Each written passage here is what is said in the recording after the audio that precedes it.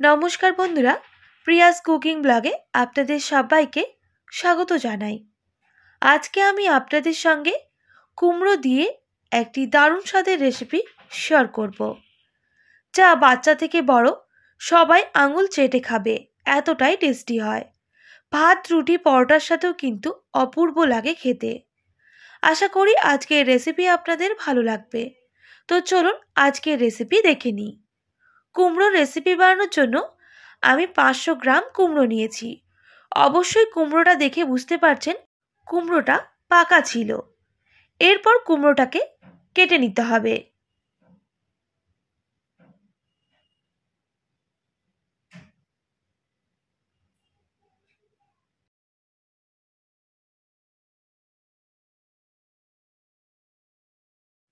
তো বন্ধুরা, কুমড়োর খোসা ছাড়িয়ে ঠিক এই সাইজ করে কুমড়োগুলোকে কেটে নিতে হবে।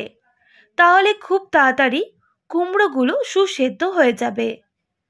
এবার পরিষ্কার করে ধুয়ে নিচ্ছি। এরপর একটা কড়াই বসিয়ে দেব। কড়াইটা খুব ভালো করে গরম হয়ে গেলে দিয়ে দিতে হবে 1.5 টেবিল চামচ সর্ষের তেল। তেলটা খুব ভালো করে গরম করে নিতে হবে। এরপর লাগছে সয়াবিন। সয়াবিনগুলো আমি গরম জলে প্রায় আধ ঘন্টা মতো ভিজিয়ে রেখেছিলাম। তারপর পরিষ্কার করে ধুয়ে নিয়েছি আর হাত দিয়ে চেপে এক্সট্রা জলটা বের করে নিয়েছি। এরপর আমি তেলের মধ্যে সয়াবিনগুলো দিয়ে দেব আর 2 থেকে 3 মিনিট খুব ভালো করে সয়াবিনগুলোকে ভেজে নিতে হবে। সয়াবিনের মধ্যে দিয়ে দিতে হবে স্বাদ মতো লবণ আর সামান্য পরিমাপ হলুদের গুঁড়ো। ভালো করে মিক্স করে নিতে হবে আর ভেজে নিতে হবে।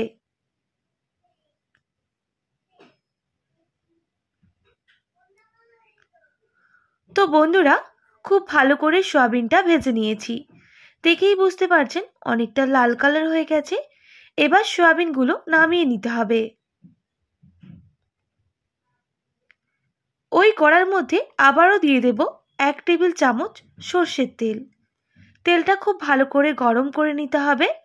গরম হয়ে গেলে দিয়ে দেব আলু। আমি এখানে দুটো বড় সাইজের ছোট ছোট করে টুকরো আলু কেটে নিয়েছি। সেই আলুগুলো প্রথমে ভেজে নিতে হবে। বেশ কিছুক্ষণ ভেজে নেওয়ার পর কুমড়োটাও অ্যাড করে দেব। তাহলে আলু আর কুমড়ো খুব ভালোভাবে সুসেদ্ধ হয়ে যাবে। প্রথমে ভালো করে ভেজে নিতে হবে। এরপর দিয়ে দেব স্বাদ মতো লবণ আর সামান্য হলুদের গুঁড়ো।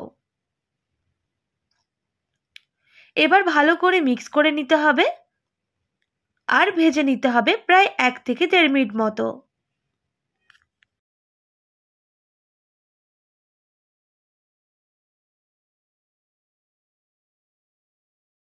বেশ কিছুক্ষণ ভেজে নেওয়ার পর আমি কিন্তু কুমড়ো আর আলু ঢেকে দিয়ে ভালো করে সেদ্ধ করে নেব।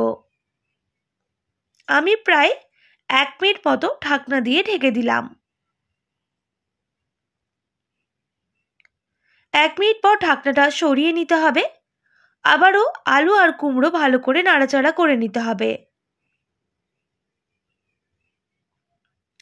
এই সময় দিয়ে দেব ছোলা। আমি ছোলাটা আগে থেকেই সেদ্ধ করে রেখেছিলাম, সেটাই অ্যাড করে দিলাম। আপনারা চাইলে এখানে কাঁচা ছোলারও ব্যবহার করতে পারেন। সেক্ষেত্রে কুমড়ো আর আলু দেওয়ার সঙ্গে সঙ্গে দিয়ে দিতে হবে। আবারও ঢাকনা দিয়ে ঢেকে দিচ্ছি প্রায় 1.5 মিনিট মতো। এরপর ঢাকনাটা সরিয়ে নিলাম আর ভালো করে আবারও নাড়াচাড়া করে নিতে হবে। তাহলে কুমড়ো আর আলু খুব ভালোভাবে সুসেদ্ধ হয়ে যাবে। বেশ কিছুক্ষণ এইভাবে ভেজে নেওয়ার পর দিয়ে দিতে হবে 1 টেবিল চামচ আদা বাটা, সামান্য ঝাল লঙ্কার গুঁড়ো আর দিয়ে দিচ্ছি সামান্য জিরে গুঁড়ো আর অল্প বাটি ধোয়া জল। এবার খুব ভালো করে মিক্স করে নিতে হবে। আর যেহেতু আদা দিয়েছি, আদার কাঁচা গন্ধটা যাওয়া অবধি খুব ভালো করে কষিয়েও নিতে হবে।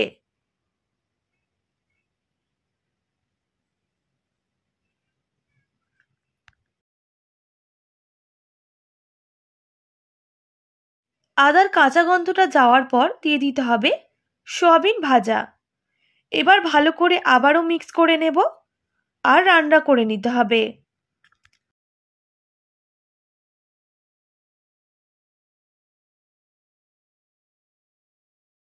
এখনো কিন্তু আলু আর কুমড়ো 60% মতো সেদ্ধ হয়েছে, আর একটু সেদ্ধ হবে, তাই আরও ঢাকনা দিয়ে ঢেকে দিচ্ছি 2 মিনিট মতো। তবে গ্যাসের ফ্লেমটা লো টু মিডিয়ামে রাখতে হবে। এবার ঢাকনাটা সরিয়ে নিচ্ছি। আলু আর কুমড়ো কিন্তু অনেকটাই সুসেদ্ধ হয়ে এসেছে, দেখেই বুঝতে পারছেন। এবার ভালো করে একটু নাড়াচাড়া করে নিতে হবে।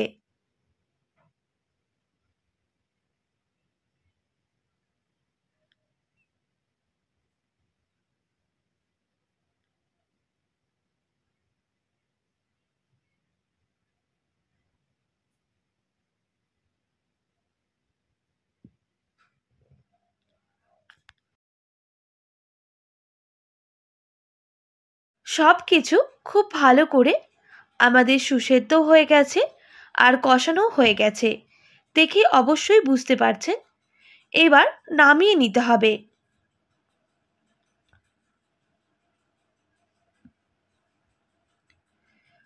আবারও কড়াইটা পরিষ্কার করে বসিয়ে দিলাম।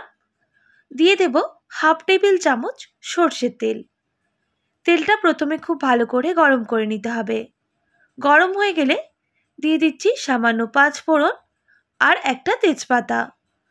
ফোড়ন আর তেজপাতা ভালো করে ভাজা হয়ে গেলে খুব সুন্দর একটা গন্ধ বের হয়েছে, সেই সময় দিয়ে দেব সেদ্ধ করে রাখা কুমড়ো আর আলু, আর খুব ভালো করে মিক্স করে নিতে হবে।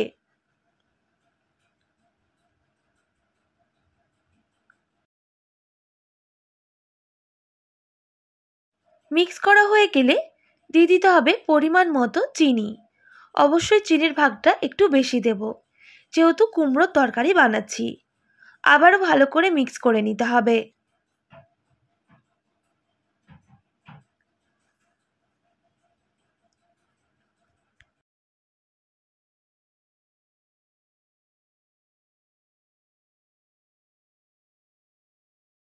তো বন্ধুরা, সবজিও সেদ্ধ হয়ে গেছে আর চিনিটাও খুব ভালো করে মিক্স হয়ে গেছে।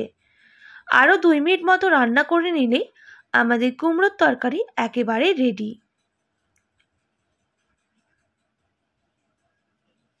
তো একদম রেডি হয়ে গেল আজকের কুমড়োর রেসিপি। এবার গ্যাসের ফ্লেমটা অফ করে নামিয়ে দিতে হবে। ভাত, রুটি, পরোটার সাথেও কিন্তু ভীষণই টেস্টি লাগে। এইভাবে একবার বাড়িতে অবশ্যই ট্রাই করবেন। আর কেমন লাগলো কমেন্ট করে জানাতে একেবারেই ভুলবেন না। আশা করি আজকের রেসিপি আপনাদের ভালো লেগেছে। ভালো লেগে থাকলে অবশ্যই একটি like, comment, share and subscribe করে আমার পাশে থাকার অনুরোধ রইল। পাশে থাকা বেল আইকনটিও প্রেস করে দেবেন, তাহলে নিত্য নতুন রান্নার ভিডিওগুলি আপনাদের কাছে পৌঁছে যাবে। আজকের মতো এতটাই। আবারও নতুন কোনো রেসিপি নিয়ে দেখা হবে। আপনারা ভালো থাকবেন, সুস্থ থাকবেন, আর এতক্ষণ আমার সঙ্গে থাকার জন্য অনেক ধন্যবাদ আপনাদের সবাইকে।